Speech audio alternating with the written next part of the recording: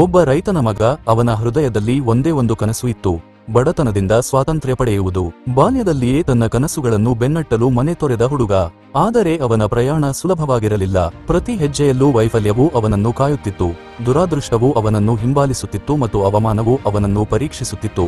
ಆದರೂ ಆ ಹುಡುಗ ಸೋಲೊಪ್ಪಿಕೊಳ್ಳಲು ನಿರಾಕರಿಸಿದನು. ಅವನು ದಕ್ಷಿಣ ಕೊರಿಯಾದ ಅತಿದೊಡ್ಡ ಕಂಪನಿಯನ್ನು ಸ್ಥಾಪಿಸುವುದಲ್ಲದೆ ಆಟೋಮೊಬೈಲ್ ನಿರ್ಮಾಣ ಮತ್ತು ಹಡಗು ನಿರ್ಮಾಣದಂತಹ ಕೈಗಾರಿಕೆಗಳಲ್ಲಿ ಸಂಚಲನ ಮೂಡಿಸುವ ಮೂಲಕ ಇತಿಹಾಸವನ್ನು ಸೃಷ್ಟಿಸಿದನು. ಇದು ಆ ಅದ್ಭುತ ವ್ಯಕ್ತಿಯ ಕಥೆ. ಚುಂಗ್ ಜೂ ಯಂಗ್ ಬಡತನದಿಂದ ಪ್ರಾರಂಭಿಸಿ ಹ್ಯುಂಡೈಯನ್ನು ವಿಶ್ವದ ನಕ್ಷೆಯಲ್ಲಿ ಬೆಳಗಿಸುವುದಲ್ಲದೆ ತನ್ನನ್ನು ದಕ್ಷಿಣ ಕೊರಿಯಾದ ಅತ್ಯಂತ ಶ್ರೀಮಂತ ವ್ಯಕ್ತಿಯನ್ನಾಗಿ ಮಾಡಿದ ವ್ಯಕ್ತಿ. ಚುಂಗ್ ಜೂ ಯುಂಗ್ 1915ರಲ್ಲಿ ಒಂದು ಸಣ್ಣ ಹಳ್ಳಿಯಲ್ಲಿ ಜನಿಸಿದರು.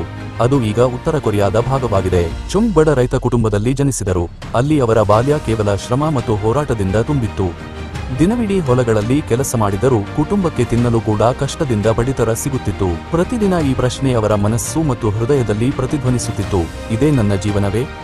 ನಾನು ಎಂದಾದರೂ ಬಡತನದಿಂದ ಹೊರಬರಲು ಸಾಧ್ಯವೇ? ಚುಂಗ್ ಶಿಕ್ಷಕರಾಗುವ ಕನಸು ಕಂಡಿದ್ದರು, ಆದರೆ ಅವರ ಜೀವನವು ಅವರ ಕನಸುಗಳನ್ನು ಧೂಳಿಪಟ ಮಾಡಿತು. 7 ಮಂದಿ ಸಹೋದರ ಸಹೋದರಿಯರಲ್ಲಿ ಹಿರಿಯರಾಗಿದ್ದರಿಂದ ಅವರು ಕೇವಲ 14 ವರ್ಷ ವಯಸ್ಸಿನಲ್ಲಿ ಶಾಲೆಯನ್ನು ತೊರೆಯಬೇಕಾಯಿತು ಮತ್ತು ತಮ್ಮ ತಂದೆಯೊಂದಿಗೆ ಹೊಲಗಳಲ್ಲಿ ಕೆಲಸ ಮಾಡಲು ಬಲವಂತಪಡಬೇಕಾಯಿತು. ಭತ್ತ ಬಿತ್ತುವುದು, ಪ್ರಾಣಿಗಳ ಆರೈಕೆ ಮಾಡುವುದು ಮತ್ತು ಕಟ್ಟಿಗೆ ಮಾರುವುದು, ಈ ಎಲ್ಲಾ ಕೆಲಸಗಳನ್ನು ಅವರು ರಾತ್ರಿ ಹಗಲು ಮಾಡಿದರು. ಆದರೆ ಅವ ಕುಟುಂಬದ ಹೊಟ್ಟೆ ತುಂಬಿಸುವುದು ಕಷ್ಟಕರವಾಗಿತ್ತು.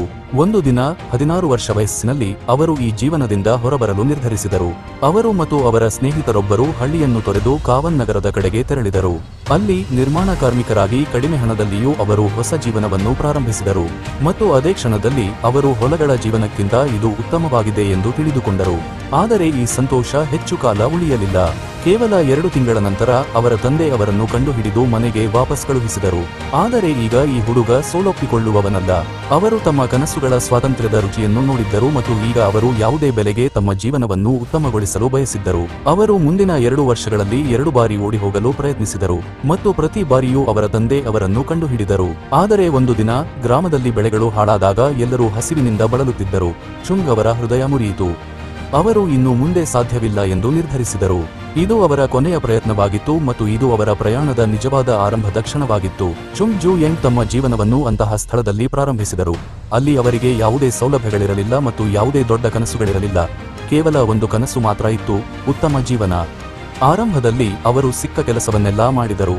ಕಾರ್ಮಿಕ, ನಿರ್ಮಾಣ ಕಾರ್ಮಿಕ ಮತ್ತು ಪಿಷ್ಟ ಸಿರಪ್ ಕಾರ್ಖಾನೆಯಲ್ಲಿ ಕೈಗಾರಿಕಾ ಕೆಲಸಗಾರನ ಕೆಲಸವನ್ನು ಮಾಡಿದರು. ಆದರೆ ಅವರ ಮನಸ್ಸು ಬೇರೆ ಎಲ್ಲೋ ಇತ್ತು ಮತ್ತು ಈ ಜೀವನಕ್ಕಿಂತ ಬೇರೆ ಏನಾದರೂ ಇರಬಹುದು ಎಂದು ಅವರು ಭಾವಿಸಿದರು. ಮುಂದಿನ ವರ್ಷ ಅವರು ಬೊಕಾಂಗ್ ರೈಸ್ ಅಂಗಡಿಯಲ್ಲಿ ಡೆಲಿವರಿ ಬಾಯ್ ಆಗಿ ಕೆಲಸ ಮಾಡಲು ಪ್ರಾರಂಭಿಸಿದರು. ಆದಾಗ್ಯೂ ಹಿಂದಿನ ಉದ್ಯೋಗಗಳಂತೆ ಇಲ್ಲಿಯೂ ಆರಂಭದಲ್ಲಿ ಯಾವುದೇ ಹೊಳಪು ಇರಲಿಲ್ಲ. ಆದರೆ ಈ ಕೆಲಸದಲ್ಲಿ ಅವರಿಗೆ ಸ್ಥಿರತೆ ಸಿಕ್ಕಿತು ಮತ್ತು ಈ ಸಣ್ಣ ಬದಲಾವಣೆಯು ಅವರ ಜೀವನಕ್ಕೆ ಹೊಸ ತಿರುವು ನೀಡಿತು. ಕೆಲವೇ ತಿಂಗಳುಗಳಲ್ಲಿ ಅವರ ಶ್ರಮವು ಅಂಗಡಿಯ ಮಾಲೀಕರ ಗಮನವನ್ನು ಸೆಳೆಯಿತು ಮತ್ತು ಅವರು ಅಂಗಡಿಯ ಅಕೌಂಟೆಂಟ್ ಆದರು. ಆದರೆ ಆಗಾಗ್ಗೆ ಚುಂಗ್ ಅವರೊಂದಿಗೆ ಏನಾಗುತ್ತಿತ್ತು ಅದು ಮತ್ತೆ ಸಂಭವಿಸಿತು. ಅಂಗಡಿಯ ಮಾಲೀಕರ ಆರೋಗ್ಯ ಹದಗೆಟ್ಟಿತು ಮತ್ತು ಅವರು ತಮ್ಮ ಅಂಗಡಿಯನ್ನು ಮಾರಾಟ ಮಾಡಲು ನಿರ್ಧರಿಸಿದರು. ಕೇವಲ 22 ವರ್ಷ ವಯಸ್ಸಿನ ಚುಂಗ್ ಈಗ ಬೊಕಾಂಗ್ ರೈಸ್ ಅಂಗಡಿಯನ್ನು ಖರೀದಿಸಿದರು ಮತ್ತು ಅದರ ಹೆಸರನ್ನು ಕ್ಯೋಂಗನ್ ರೈಸ್ ಸ್ಟೋರ್ ಎಂದು ಬದಲಾಯಿಸಿದರು. ಚುಂಗ್ ತಮ್ಮ ಅಗ್ಗದ ಬೆಲೆಗಳು ಮತ್ತು ಅತ್ಯುತ್ತಮ ಗ್ರಾಹಕ ಸೇವೆಯ ಮೂಲಕ ಈ ಅಂಗಡಿಯನ್ನು ಬದಲಾಯಿಸಿದರು ಮತ್ತು ಅದು ನಗರದ ಪ್ರಮುಖ ಅಕ್ಕಿ ಅಂಗಡಿಗಳಲ್ಲಿ ಒಂದಾಯಿತು. ಆದರೆ ಅವರು ತಮ್ಮ ವ್ಯವಹಾರದಲ್ಲಿ ಯಶಸ್ಸಿನ ಎತ್ತರವನ್ನು ತಲುಪುತ್ತಿದ್ದಂತೆ ಮತ್ತೊಂದು ತೊಂದರೆ ಎದುರಾಯಿತು. ಜಪಾನಿನ ಸಾಮ್ರಾಜ್ಯವು ಕೊರಿಯಾದಲ್ಲಿ ಅಕ್ಕಿ ಸರಬರಾಜನ್ನು ತನ್ನ ನಿಯಂತ್ರಣದಲ್ಲಿ ತೆಗೆದುಕೊಂಡಿತು. ಇದರಿಂದ ಚುಂಗ್ ತಮ್ಮ ವ್ಯವಹಾರವನ್ನು ಮುಚ್ಚಬೇಕಾಯಿತು. ಈಗ ಚುಂಗ್ ತಮ್ಮ ಹಳ್ಳಿಗೆ ಹಿಂತಿರುಗುವುದನ್ನು ಬಿಟ್ಟು ಬೇರೆ ದಾರಿ ಇರಲಿಲ್ಲ. ಆದರೆ ಈ ಬಾರಿ ಚುಂಗ್ ಅವರ ಆಲೋಚನೆ ಸಂಪೂರ್ಣವಾಗಿ ವಿಭಿನ್ನವಾಗಿತ್ತು. ಅವರು ಸೋಲೊಪ್ಪುವ ಬದಲು ಹೊಸ ಆರಂಭ ಮಾಡಲು ನಿರ್ಧರಿಸಿದರು. 1940ರಲ್ಲಿ ಅವರು ಮತ್ತೆ ನಗರಕ್ಕೆ ಹೋಗಲು ನಿರ್ಧರಿಸಿದರು ಮತ್ತು ಹೊಸ ವ್ಯವಹಾರದ ಕಡೆಗೆ ತಿರುಗಿದರು. ಈ ಬಾರಿ ಅವರು ಜಪಾನಿನ ಸರ್ಕಾರದ ನಿರ್ಬಂಧದಿಂದ ಹೊರಗಿರುವಂತಹ ಕೆಲಸ ಏನು ಮಾಡಬೇಕು ಎಂದು ಯೋಚಿಸಿದರು ಮತ್ತು ನಂತರ ಅವರಿಗೆ ಒಂದು ಆಲೋಚನೆ ಬಂದಿತು: ಕಾರ್ ರಿಪೇರ್ ಅಂಗಡಿ ತೆರೆಯುವುದು. ಚುಂಗ್ ಬ್ಯಾಂಕ್ ಸಾಲ ತೆಗೆದುಕೊಂಡು ಎಡೋ ಸರ್ವಿಸ್ ಗ್ಯಾರೇಜ್ ತೆರೆದರು. ನಗರದಲ್ಲಿ ಕಾರ್ ರಿಪೇರ್ಗೆ ಬಹಳ ಬೇಡಿಕೆ ಇತ್ತು, ಆದರೆ ಹೆಚ್ಚು ಅಂಗಡಿಗಳಿರಲಿಲ್ಲ ಮತ್ತು ಇದ್ದವುಗಳು ತುಂಬಾ ದುಬಾರಿಯಾಗಿದ್ದವು. ಚುಂಗ್ ಕಡಿಮೆ ಬೆಲೆಯಲ್ಲಿ ಉತ್ತಮ ಕೆಲಸ ಮಾಡುವ ಮೂಲಕ ಈ ವ್ಯವಹಾರವನ್ನು ಶೀಘ್ರವಾಗಿ ಬೆಳೆಸಿದರು ಮತ್ತು ಜನರು ತಮ್ಮ ಕಾರುಗಳನ್ನು ರಿಪೇರಿ ಮಾಡಲು ಅವನ ಬಳಿಗೆ ಬರಲು ಪ್ರಾರಂಭಿಸಿದರು. ಆದರೆ ಅವರ ವ್ಯವಹಾರವು ಹಾದಿಗೆ ಬಂದ ಕೂಡಲೇ ಮತ್ತೊಂದು ಆಪತ್ತು ಬಂದಿತು. ಭೀಕರ ಬೆಂಕಿಯು ಅವರ ಇಡೀ ಅಂಗಡಿಯನ್ನು ಸುಟ್ಟು ಹಾಕಿತು ಮತ್ತು ಅವರ ಬಳಿ ಏನೂ ಉಳಿಯಲಿಲ್ಲ. ಚುಂಗ್ ಮತ್ತೆ ಸಾಲ ತೆಗೆದುಕೊಂಡು ಹೊಸ ಅಂಗಡಿಯನ್ನು ತೆರೆದರು, ಈ ಬಾರಿ ನಗರದ ಜನನಿಬಿಡ ಪ್ರದೇಶದಲ್ಲಿ. ಶೀಘ್ರದಲ್ಲೇ ಅವರ ಅಂಗಡಿಯ ಜನಪ್ರಿಯತೆ ಹೆಚ್ಚಾಯಿತು ಮತ್ತು ಅವರು ದೊಡ್ಡ ಗ್ರಾಹಕರನ್ನು ಹೊಂದಿದ್ದರು ಮತ್ತು ಅವರ ವ್ಯವಹಾರವು ಯಶಸ್ಸಿನತ್ತ ಸಾಗುತ್ತಿತ್ತು. ಆದರೆ ನಂತರ ಮತ್ತೊಂದು ದೊಡ್ಡ ತಿರುವು ಬಂದಿತು. ಜಪಾನ್ 2ನೇ ಮಹಾಯುದ್ಧದ ಸಮಯದಲ್ಲಿ ಅವರ ಸರ್ವಿಸ್ ಗ್ಯಾರೇಜ್ ಅನ್ನು ವಶಪಡಿಸಿಕೊಂಡಿತು ಮತ್ತು ಅದನ್ನು ಸ್ಟೀಲ್ ಪ್ಲಾಂಟ್ಗೆ ಜೋಡಿಸಿತು. ಆದರೆ ಈ ಬಾರಿ ಚುಂಗ್ ಬಳಿ ಒಂದು ಭರವಸೆ ಉಳಿದಿತ್ತು. ಅವರು ತಮ್ಮ ಹಿಂದಿನ ವ್ಯವಹಾರದಿಂದ ಸಂಗ್ರಹಿಸಿದ 50,000 ವೋನ್ ಉಳಿತಾಯ. ಈಗ ಅವರು ಹೊಸ ಮತ್ತು ದೊಡ್ಡ ಹೆಜ್ಜೆಯತ್ತ ಸಾಗಲಿದ್ದಾರೆ, ಅದು ಅವರ ಜೀವನವನ್ನು ಬದಲಾಯಿಸಲಿದೆ. ಹಾಗಾದರೆ ಈ ಹೊಸ ಹೆಜ್ಜೆ ಏನು ಎಂದು ತಿಳಿಯಲು ನೀವು ಬಯಸುತ್ತೀರಾ? 2ನೇ ಮಹಾಯುದ್ಧದ ನಂತರ ಕೊರಿಯಾವು ಜಪಾನಿನ ಸಾಮ್ರಾಜ್ಯದಿಂದ ಸ್ವಾತಂತ್ರ್ಯವನ್ನು ಪಡೆದಾಗ ಚುಂಗ್ ಜೂ ಯಂಗ್ 1946ರಲ್ಲಿ ತಮ್ಮ ಸರ್ವಿಸ್ ಗ್ಯಾರೇಜ್ ಅನ್ನು ಮತ್ತೆ ತೆರೆಯಲು ನಿರ್ಧರಿಸಿದರು. ಅದನ್ನು ಅವರು ಹ್ಯುಂಡೈ ಆಟೋ ಸರ್ವಿಸ್ ಸೆಂಟರ್ ಎಂದು ಹೆಸರಿಸಿದರು. ಹ್ಯುಂಡೈ ಎಂದರೆ ಆಧುನಿಕ, ಮತ್ತು ಈ ಹೆಸರಿನ ಹಿಂದೆ ಚುಂಗ್ ಅವರ ಒಂದು ದೊಡ್ಡ ಕನಸು ಇತ್ತು, ಆಧುನಿಕತೆ ಮತ್ತು ಗುಣಮಟ್ಟದ ಸಂಕೇತವಾಗುವಂತಹ ಕಂಪನಿಯನ್ನು ರಚಿಸುವುದು. ಆದರೆ ಚುಂಗ್ ಅವರ ಹಾದಿ ಸುಲಭವಾಗಿರಲಿಲ್ಲ. ಮೊದಲ ವರ್ಷದಲ್ಲೇ ಅವರು ದಕ್ಷಿಣ ಕೊರಿಯಾದಲ್ಲಿನ ಆಕ್ರಮಣದಿಂದಾಗಿ ತಮ್ಮ ವ್ಯವಹಾರವನ್ನು ತೊರೆದು ಬುಸಾನ್ನಲ್ಲಿ ಆಶ್ರಯ ಪಡೆಯಬೇಕಾಯಿತು. ಅವರ ಬಳಿ ಹಣವಿರಲಿಲ್ಲ. ಅವರು ಮತ್ತು ಅವರ ಸಹೋದರರು ಪತ್ರಿಕೆ ವಿತರಣೆ ಮತ್ತು ವಿವಿಧ ಪ್ರಕಾಶಕರಿಗೆ ಕೆಲಸ ಮಾಡುವಂತಹ ಸಣ್ಣಪುಟ್ಟ ಕೆಲಸಗಳನ್ನು ಮಾಡಿದರು. ಒಂದು ದಿನ ಚುಂಗ್ಗೆ ಅಮೆರಿಕನ್ ಸೈನ್ಯಕ್ಕಾಗಿ ಕೆಲಸ ಮಾಡುವ ಅವಕಾಶ ಸಿಕ್ಕಿತು. ಅಮೆರಿಕಕ್ಕೆ ಕೊರಿಯಾದಲ್ಲಿ ನಿರ್ಮಾಣ ಕಾರ್ಯಕ್ಕಾಗಿ ಸ್ಥಳೀಯ ತಜ್ಞರ ಅಗತ್ಯವಿದ್ದಾಗ ಚುಂಗ್ ಇದರ ಲಾಭ ಪಡೆದರು. ಅವರು ಸಾವಿರಾರು ಅಮೆರಿಕನ್ ಸೈನಿಕರಿಗೆ ಬ್ಯಾರಕ್ಗಳನ್ನು ನಿರ್ಮಿಸಿದರು ಮತ್ತು ಈ ಕೆಲಸದಲ್ಲಿ ಎಷ್ಟು ಪರಿಣತರಾದರು ಎಂದರೆ ಅವರು ಅಮೆರಿಕನ್ ಅಧ್ಯಕ್ಷರಿಗೆ ವಸತಿ ವ್ಯವಸ್ಥೆಯನ್ನು ಮಾಡಿದರು. ಈ ಸಹಭಾಗಿತ್ವವು ಅವರಿಗೆ ದೊಡ್ಡ ಯಶಸ್ಸನ್ನು ತಂದುಕೊಟ್ಟಿತು ಮತ್ತು ಅವರ ಕಂಪನಿಯನ್ನು ಹೊಸ ಎತ್ತರಕ್ಕೆ ಕೊಂಡೊಯ್ಯಿತು. ಆದರೆ ಕೊರಿಯಾ ಯುದ್ಧದ ನಂತರ ತನ್ನ ಕಾಲ ಮೇಲೆ ನಿಲ್ಲಲು ಪ್ರಯತ್ನಿಸುತ್ತಿದ್ದಾಗ ಚುಂಗ್ ಮುಂದೆ ಮತ್ತೊಂದು ಸವಾಲು ಎದುರಾಯಿತು. ದಕ್ಷಿಣ ಕೊರಿಯಾದ ಆರ್ಥಿಕತೆಯು ಸಂಪೂರ್ಣವಾಗಿ ನಾಶವಾಗಿತ್ತು. ಆದರೂ ಅಮೆರಿಕನ್ ಸರ್ಕಾರವು ದಕ್ಷಿಣ ಕೊರಿಯಾವು ತನ್ನ ಮೂಲಸೌಕರ್ಯವನ್ನು ಪುನರ್ನಿರ್ಮಿಸಲು ಶತಕೋಟಿ ಡಾಲರ್ಗಳ ಸಹಾಯವನ್ನು ನೀಡಿತು. ಚುಂಗ್ ಈ ಅವಕಾಶವನ್ನು ಸಂಪೂರ್ಣವಾಗಿ ಬಳಸಿಕೊಂಡರು ಮತ್ತು 1953ರಲ್ಲಿ ಗೋರ್ಯಾಂಗ್ ಸೇತುವೆಯ ಪುನರ್ನಿರ್ಮಾಣ ಕಾರ್ಯವನ್ನು ಪ್ರಾರಂಭಿಸಿದರು. ಆದಾಗ್ಯೂ ಈ ಯೋಜನೆಯು ಅವರು ಅಂದುಕೊಂಡಷ್ಟು ಸುಲಭವಾಗಿರಲಿಲ್ಲ. ಸವಾಲುಗಳನ್ನು ಎದುರಿಸುತ್ತಾ ಅವರು ದೊಡ್ಡ ಯೋಜನೆಗಳಿಗೆ ಭಾರಿ ಉಪಕರಣಗಳು ಮತ್ತು ಸುಧಾರಿತ ಯಂತ್ರೋಪಕರಣಗಳ ಅಗತ್ಯವಿದೆ ಎಂದು ಕಲಿತರು. ಈ ಅನುಭವವು ಅವರಿಗೆ ತಮ್ಮ ವ್ಯವಹಾರವನ್ನು ಸುಧಾರಿಸುವ ಮಾರ್ಗವನ್ನು ತೋರಿಸಿತು. ತಮ್ಮ ಹೋರಾಟಗಳು ಮತ್ತು ತಪ್ಪುಗಳಿಂದ ಬಹಳಷ್ಟು ಕಲಿತ ನಂತರ ಚುಂಗ್ ಹ್ಯುಂಡೈ ಅನ್ನು ಬಲವಾದ ಮತ್ತು ವಿಶ್ವಾಸಾರ್ಹ ಬ್ರ್ಯಾಂಡ್ ಆಗಿ ಮಾಡಿದರು. ನಿಧಾನವಾಗಿ ಅವರ ನಿರ್ಮಾಣ ಕಾರ್ಯವು ದಕ್ಷಿಣ ಕೊರಿಯಾದಾದ್ಯಂತ ವೇಗವಾಗಿ ವಿಸ್ತರಿಸಿತು ಮತ್ತು ನಂತರ ಅವರು ಅಂತಾರಾಷ್ಟ್ರೀಯ ಮಾರುಕಟ್ಟೆಗೆ ಪ್ರವೇಶಿಸಿದರು. ಸೌದಿ ಅರೇಬಿಯಾದಲ್ಲಿ ಜುಬೆಲ್ ಇಂಡಸ್ಟ್ರಿಯಲ್ ಹಾರ್ಬರ್ ಮತ್ತು ಬಹ್ರೇನ್ನಲ್ಲಿ Arab ship building and repair ಯಾರ್ಡ್ನಂತಹ ದೊಡ್ಡ ಯೋಜನೆಗಳು ಅವರ ವ್ಯವಹಾರಕ್ಕೆ ಜಾಗತಿಕ ಮಟ್ಟದಲ್ಲಿ ಗುರುತನ್ನು ತಂದುಕೊಟ್ಟವು. ಈಗ ಚುಂಗ್ ಜೂ ಯಂಗ್ ಅವರ ಹೆಸರು ದಕ್ಷಿಣ ಕೊರಿಯಾದಲ್ಲಿ ಮಾತ್ರವಲ್ಲ, ಪ್ರಪಂಚದಾದ್ಯಂತ ಪ್ರಸಿದ್ಧವಾಗಿತ್ತು. ಅವರ ಕಠಿಣ ಪರಿಶ್ರಮ ಮತ್ತು ಅಚಲ ಹೋರಾಟವು ಹ್ಯುಂಡೈ ಅನ್ನು ಜಾಗತಿಕ ದೈತ್ಯವನ್ನಾಗಿ ಮಾಡಿತು. ಆದರೆ ಅವರು ಎಂದಿಗೂ ಬಿಟ್ಟುಕೊಡದ ಒಂದು ವಿಷಯವೆಂದರೆ ಆಟೋಮೊಬೈಲ್ ಉದ್ಯಮದಲ್ಲಿ ತಮ್ಮ ಸ್ಥಾನವನ್ನು ಪಡೆಯುವ ಬಯಕೆ.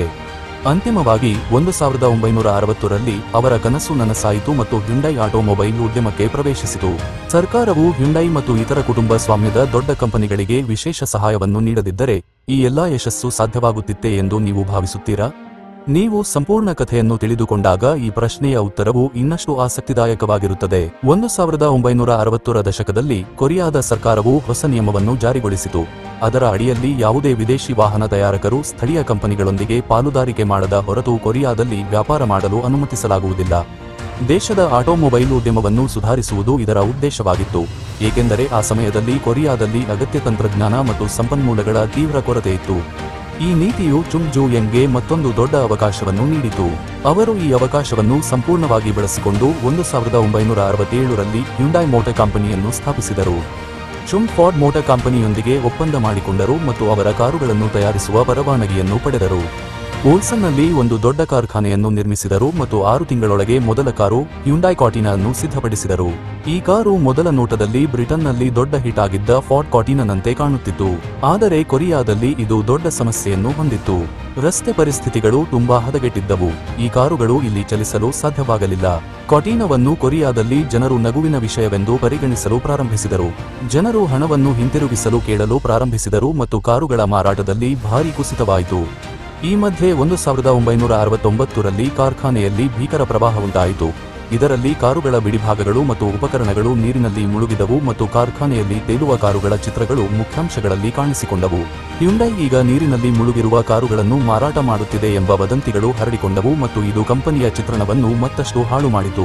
ಕಂಪನಿಯು ದಿವಾಳಿತನದ ಅಂಚಿನಲ್ಲಿತ್ತು, ಆದರೆ ಚುಂಗ್ ಸೋಲೊಪುವ ಹೆಸರನ್ನು ತೆಗೆದುಕೊಳ್ಳಲಿಲ್ಲ. ಈ ದೃಢ ನಿಶ್ಚಯದೊಂದಿಗೆ ಚುಂಗ್ ಕೆಲಸವನ್ನು ಮುಂದುವರಿಸಿದರು ಮತ್ತು ರಸ್ತೆ ಪರಿಸ್ಥಿತಿಗಳಲ್ಲಿ ಕ್ರಮೇಣ ಸುಧಾರಣೆಯೊಂದಿಗೆ ಹ್ಯುಂಡೈ ಕಾಟಿನ ಮಾರಾಟವು ಹೆಚ್ಚಾಗಲು ಪ್ರಾರಂಭಿಸಿತು.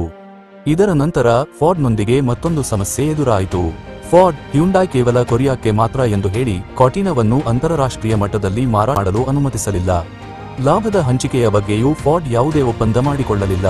ಫಾರ್ಡ್ ಕೇವಲ ಕೊರಿಯಾದ ಮಾರುಕಟ್ಟೆಯನ್ನು ವಶಪಡಿಸಿಕೊಳ್ಳಲು ಬಯಸುತ್ತಿದೆ ಮತ್ತು ಹ್ಯುಂಡೈಯನ್ನು ಕೇವಲ ಅಗ್ಗದ ಕಾರ್ಮಿಕರನ್ನಾಗಿ ಬಳಸಿಕೊಳ್ಳಲು ಬಯಸುತ್ತಿದೆ ಎಂದು ಚುಂಗ್ ಭಾವಿಸಿದರು.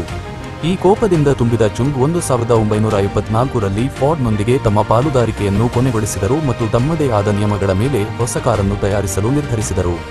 ಅವರು ತಿಳಿದಿರಲಿಲ್ಲ, ಆದರೆ ಈ ನಿರ್ಧಾರವು ಕೊರಿಯಾದ ಆಟೋಮೊಬೈಲ್ ಉದ್ಯಮದ ದಿಕ್ಕನ್ನು ಸಂಪೂರ್ಣವಾಗಿ ಬದಲಾಯಿಸಲಿದೆ. ಜೂಯಂಗ್ ಫಾರ್ಡ್ನೊಂದಿಗೆ ತಮ್ಮ ಒಪ್ಪಂದವನ್ನು ಕೊನೆಗೊಳಿಸಿದಾಗ ಅವರು ತಕ್ಷಣವೇ ಮಿಟ್ಸುಬಿಷಿಯೊಂದಿಗೆ ಪಾಲುದಾರಿಕೆ ಮಾಡಿಕೊಂಡರು ಮತ್ತು ಅವರ ಇಂಜಿನ್ ಮತ್ತು ರಿಯರ್ ಆಕ್ಸಗಳನ್ನು ಬಳಸಲು ನಿರ್ಧರಿಸಿದರು. ನಂತರ ಅವರು ಕೆಲವು ಅದ್ಭುತ ಯುರೋಪಿಯನ್ ಇಂಜಿನಿಯರ್ಗಳ ತಂಡವನ್ನು ರಚಿಸಿದರು. ಅವರು ಹ್ಯುಂಡೈನ ಮುಂದಿನ ಕಾರು ಹ್ಯುಂಡೈ ಪೋನಿಯ ವಿನ್ಯಾಸವನ್ನು ಸಿದ್ಧಪಡಿಸಿದರು. ಈ ಕಾರನ್ನು ವಿಶೇಷವಾಗಿ ಕಚ್ಚಾ ರಸ್ತೆಗಳಲ್ಲಿ ಚಲಾಯಿಸಲು ತಯಾರಿಸಲಾಯಿತು ಮತ್ತು ಇದರ ಬೆಲೆ ಕೇವಲ $5,900 ಆಗಿತ್ತು. ಪೋನಿ ಕೊರಿಯಾದಲ್ಲಿ ದೊಡ್ಡ ಸಂಚಲನವನ್ನು ಸೃಷ್ಟಿಸಿತು ಮತ್ತು ಇದು ದೇಶದ ಮೊದಲ ಸಾಮೂಹಿಕ ಉತ್ಪಾದನಾ ಕಾರು ಆಯಿತು. ಇದು ಎಷ್ಟು ಇಷ್ಟವಾಯಿತು ಎಂದರೆ ಪ್ರತಿ 10 ಕಾರುಗಳಲ್ಲಿ 4 ಕಾರುಗಳು ಪೋನಿ ಆಗಿದ್ದವು. ಈ ಯಶಸ್ಸಿನೊಂದಿಗೆ ಚುಂಗ್ ಮತ್ತು ಅವರ ತಂಡವು ತಮ್ಮ ಕಾರನ್ನು ಜಾಗತಿಕ ಮಾರುಕಟ್ಟೆಯಲ್ಲಿ ಬಿಡುಗಡೆ ಮಾಡಲು ಯೋಜಿಸಿದರು. ಪೋನಿ ಕೆನಡಾದಲ್ಲಿ ಉತ್ತಮ ಮಾರಾಟವನ್ನು ಕಂಡಿತು, ಆದರೆ ಅಮೆರಿಕದಲ್ಲಿ ಇದು ದೊಡ್ಡ ಹೊಡೆತವನ್ನು ಅನುಭವಿಸಿತು, ಏಕೆಂದರೆ ಅದು ಫೆಡರಲ್ ಎಮಿಷನ್ ಸ್ಟ್ಯಾಂಡರ್ಡ್ಸ್ ಅನ್ನು ಪೂರೈಸಲು ಸಾಧ್ಯವಾಗಲಿಲ್ಲ. ಆದರೆ ಚುಂಗ್ ಸೋಲೊಪ್ಪುವ ಹೆಸರನ್ನು ತೆಗೆದುಕೊಳ್ಳಲಿಲ್ಲ. 1985ರಲ್ಲಿ ಹ್ಯುಂಡೈ ಎಕ್ಸೆಲ್ ಎಂಬ ಹೊಸ ಮಾದರಿಯನ್ನು ಬಿಡುಗಡೆ ಮಾಡಿತು. ಅದು ಸುಲಭವಾಗಿ ಅಮೆರಿಕದ ಮಾನದಂಡಗಳನ್ನು ಪೂರೈಸಿತು. ಇದರ ಬೆಲೆ $4,995 ಆಗಿತ್ತು. ಇದು ಆ ಸಮಯದಲ್ಲಿನ ಸರಾಸರಿ ಹೊಸ ಕಾರಿನ ಬೆಲೆಯ ಅರ್ಧದಷ್ಟು. ಈ ಕಾರು ಮೊದಲ ವರ್ಷದಲ್ಲೇ ಅಮೆರಿಕದಲ್ಲಿ 1,68,000 ಯೂನಿಟ್ಗಳನ್ನು ಮಾರಾಟ ಮಾಡಿತು ಮತ್ತು ಪ್ರಪಂಚದಾದ್ಯಂತ 1 ಮಿಲಿಯನ್ಗಿಂತಲೂ ಹೆಚ್ಚು ಮಾರಾಟವಾಯಿತು. ಇದು ದೊಡ್ಡ ಯಶಸ್ಸಾಗಿತ್ತು, ಆದರೆ ಹ್ಯುಂಡೈ ಮತ್ತೊಂದು ದೊಡ್ಡ ಸವಾಲನ್ನು ಎದುರಿಸಬೇಕಾಯಿತು. ಚುಂಗ್ ಮತ್ತು ಅವರ ತಂಡವು ಹ್ಯುಂಡೈಯನ್ನು ಕೇವಲ ಅಗ್ಗದ, ಕಡಿಮೆ ಗುಣಮಟ್ಟದ ಕಾರುಗಳೆಂದು ಜನರು ನೋಡುತ್ತಿದ್ದಾರೆಂದು ಅರಿತುಕೊಂಡರು. ಅವುಗಳನ್ನು ಪದೇ ಪದೇ ದುರಸ್ತಿ ಮಾಡಬೇಕಾಗುತ್ತದೆ. ಇದರಿಂದ ಅವರ ಮಾರಾಟವು ಕುಸಿಯುತ್ತಿತ್ತು ಮತ್ತು ಹ್ಯುಂಡೈ ಅಮೆರಿಕದಲ್ಲಿ ನಗುವಿನ ವಿಷಯವಾಗಿತ್ತು. ಜನರು ಹಾಸ್ಯ ಮಾಡುತ್ತಾ, ಹ್ಯುಂಡೈ ಎಂದರೆ hope you understand nothing is drivable and inexpensive ಎಂದು ಹೇಳುತ್ತಿದ್ದರು. ಆದರೆ ಚುಂಗ್ ಸೋಲೊಪುವ ಹೆಸರನ್ನು ತೆಗೆದುಕೊಳ್ಳಲಿಲ್ಲ. ಅವರು ತಮ್ಮ ತಂಡದೊಂದಿಗೆ ಸೇರಿಕೊಂಡು ತಮ್ಮ ಕಾರುಗಳ ಗುಣಮಟ್ಟವನ್ನು ಸುಧಾರಿಸಲು ಗಂಟೆಗಟ್ಟಲೆ ಕೆಲಸ ಮಾಡಿದರು. ಅವರು ತಮ್ಮ ಸ್ವಂತ ಇಂಜಿನಿಯರಿಂಗ್ ಮತ್ತು ಕಾರ್ ಬಿಡಿಭಾಗಗಳನ್ನು ಅಭಿವೃದ್ಧಿಪಡಿಸಿದರು. 1990ರ ದಶಕದಲ್ಲಿ ಹ್ಯುಂಡೈ ಆಕ್ಸೆಂಟ್, ಸೊನಾಟಾ ಮತ್ತು ಎಲೆಂಟ್ರಾನಂತಹ ಹೊಸ ಮಾದರಿಗಳು ಮಾರುಕಟ್ಟೆಗೆ ಪ್ರವೇಶಿಸಿದವು ಮತ್ತು ನಿಧಾನವಾಗಿ ಅವುಗಳ ಮಾರಾಟವು ಹೆಚ್ಚಾಗಲು ಪ್ರಾರಂಭಿಸಿತು. ಹ್ಯುಂಡೈ 1998ರಲ್ಲಿ ಕಿಯಾ ಮೋಟಾರ್ಸ್ ಅನ್ನು ಸ್ವಾಧೀನಪಡಿಸಿಕೊಂಡಿತು ಮತ್ತು ಇದರಿಂದ ಎರಡೂ ಕಂಪನಿಗಳು ಒಟ್ಟಾಗಿ ಹೊಸ ಎತ್ತರವನ್ನು ತಲುಪುವ ಮಾರ್ಗವನ್ನು ಕಂಡುಕೊಂಡವು. 2004ರ ವೇಳೆಗೆ ಹ್ಯುಂಡೈ ಅಸಾಧ್ಯವಾದುದನ್ನು ನಿಜವಾಗಿಸಿತು ಮತ್ತು ಹಾಂಡಾನೊಂದಿಗೆ ಸೇರಿ ಉದ್ಯಮದಲ್ಲಿ ಎರಡನೇ ಅತ್ಯುತ್ತಮ ಬ್ರ್ಯಾಂಡ್ ಆಯಿತು, ಟೊಯೋಟಾ ನಂತರ ಮಾತ್ರ. ಆದರೆ ಇನ್ನೂ ಹ್ಯುಂಡೈ ತನ್ನ ಹಳೆಯ ಕಳಪೆ ಚಿತ್ರಣವನ್ನು ಬದಲಾಯಿಸಲು ಏನಾದರೂ ಮಾಡಬೇಕಾಗಿತ್ತು. ನಂತರ ಅವರು ಒಂದು ದೊಡ್ಡ ಹೆಜ್ಜೆ ಇಟ್ಟರು ಮತ್ತು 10 ವರ್ಷಗಳು ಅಥವಾ 1 ಲಕ್ಷ ಮೈಲುಗಳ ವಾರಂಟಿಯನ್ನು ಘೋಷಿಸಿದರು. ಇದು ಹ್ಯುಂಡೈ ಮಾರಾಟದಲ್ಲಿ ಬಿರುಗಾಳಿಯನ್ನು ಸೃಷ್ಟಿಸಿತು ಮತ್ತು ಅವರು 21ನೇ ಶತಮಾನದ ಅತಿದೊಡ್ಡ ಕಾರ್ ಬ್ರ್ಯಾಂಡ್ಗಳಲ್ಲಿ ಒಂದಾದರು. ಚುಂಗ್ ತಮ್ಮ ಜೀವನದ ಕೊನೆಯ ವರ್ಷಗಳಲ್ಲಿ ಲೋಕೋಪಕಾರದ ಕಡೆಗೆ ಕೆಲಸ ಮಾಡಿದರು ಮತ್ತು ಅಧ್ಯಕ್ಷ ಸ್ಥಾನಕ್ಕೂ ಸ್ಪರ್ಧಿಸಿದರು. ಆದರೆ ಅವರ ನಿಜವಾದ ಕೊಡುಗೆ ಅವರ ಕಂಪನಿಗೆ ಇತ್ತು, ಅದನ್ನು ಅವರು ತಮ್ಮ ಪುತ್ರರ ಕೈಗೆ ಒಪ್ಪಿಸಿದರು. 2001ರಲ್ಲಿ ಅವರು ನಿಧನರಾದರು, ಆದರೆ ಅವರು ಬಿಟ್ಟುಹೋದ ಪರಂಪರೆ ಇಂದಿಗೂ ಜೀವಂತವಾಗಿದೆ. ಇದು ಕೊರಿಯಾದ ಪರ್ವತಗಳಲ್ಲಿ ಜನಿಸಿದ ಮತ್ತು ವಿಶ್ವದ ಅತ್ಯಂತ ಶಕ್ತಿಶಾಲಿ ಕಂಪನಿಗಳಲ್ಲಿ ಒಂದಾದ ಹ್ಯುಂಡೈಯನ್ನು ರಚಿಸಿದ ಬಡ ಹುಡುಗನ ಕಥೆ. ವೈಫಲ್ಯಗಳು ನಮಗೆ ಅತ್ಯಂತ ಪ್ರಮುಖ ಪಾಠಗಳನ್ನು ಕಲಿಸುತ್ತವೆ ಎಂದು ಇದು ನಮಗೆ ಕಲಿಸಿತು. ತಮ್ಮ ವೈಫಲ್ಯಗಳನ್ನು ಮರೆತು ಬಿಡುವವರು ಪದೇ ಪದೇ ವಿಫಲರಾಗುತ್ತಾರೆ. ಇಂದು Hyundai Motor Group General Motors ಅನ್ನು ಹಿಂದಿಕ್ಕಿ ವಿಶ್ವದ 3ನೇ ಅತಿದೊಡ್ಡ ಆಟೋಮೊಬೈಲ್ ಕಂಪನಿಯಾಗುವ ಸ್ಥಾನವನ್ನು ತಲುಪಿದೆ ಮತ್ತು ಅವರು ಎಲೆಕ್ಟ್ರಿಕ್ ವಾಹನಗಳ ಕ್ಷೇತ್ರದಲ್ಲಿಯೂ ಪ್ರಮುಖರಾಗಿದ್ದಾರೆ. ಇದು ತನ್ನ ಪರಿಶ್ರಮ ಮತ್ತು ದೃಢ ಸಂಕಲ್ಪದಿಂದ ಜಗತ್ತನ್ನು ಬದಲಾಯಿಸಿದ ಹುಡುಗನ ಕಥೆ.